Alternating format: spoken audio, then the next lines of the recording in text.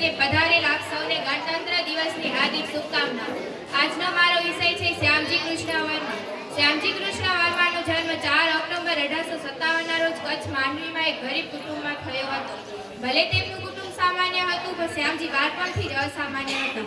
કિશોર શ્યામજી સંસ્કૃતના શ્લોકો એટલા શુદ્ધ અને મીઠા સ્વરે બોલતા કે લોકો આશ્ચર્યચકિત થઈને સાંભળ્યા કરતા।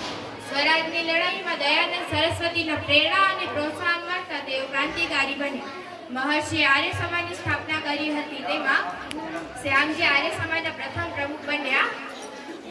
દયાનંદ સરસ્વતીએ યુવાનોના તેજને ઓળખ્યું અને વિદેશમાં જઈને ભારતીય સંસ્કૃતિ અને સંસ્કૃત ભાષાનો પ્રચાર કરવાની સલાહ આપી।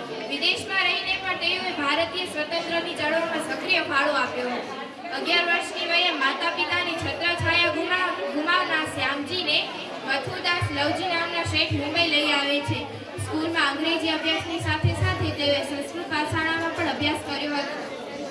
1877માં તેઓએ લંડનમાં આવેલી ઓક્સફોર્ડ યુનિવર્સિટીમાં સંસ્કૃતના આસિસ્ટન્ટ પ્રોફેસર તરીકે કાર્ય સંભાળ્યું હતું।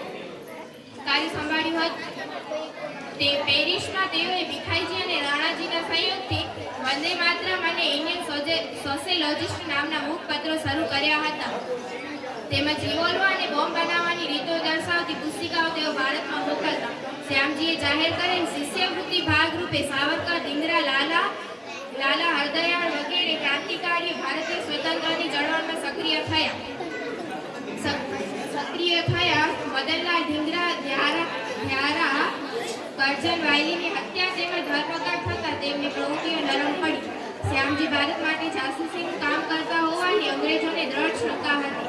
31 માર્ચ 1930ના દિવસે શ્યામજી કૃષ્ણ વર્માએ આ દુનિયામાંથી વિદાય લઈ લીધી। માતૃભૂમિ પંડિત क्रांतिगुरु श्यामजी कृष्ण वर्मा पांच गौरवई एन कच्ची नर रत्न जी जात मात्र से हर माड़ू जो हियो हिस्से ने मथो गौरव से ऊंचो थिए ई पांच गौरव वीर कच्छ जो क्रांतिकारी श्यामजी कृष्ण वर्मा भणसारी। वीर कच्छ जो क्रांतिकारी श्यामजी कृष्ण वर्मा भणसारी। आजादी जो अवल सुखाणी ई पांच कछड़े जो पानी ई पांच कछड़े जो पानी। भारत जे महान सपूत जी जन्मभूमि का कच्छ मडई अने हेंजी मायत्रे जी गुर बाजुंडा ई पांच गौरव। जय हिंद, जय भारत।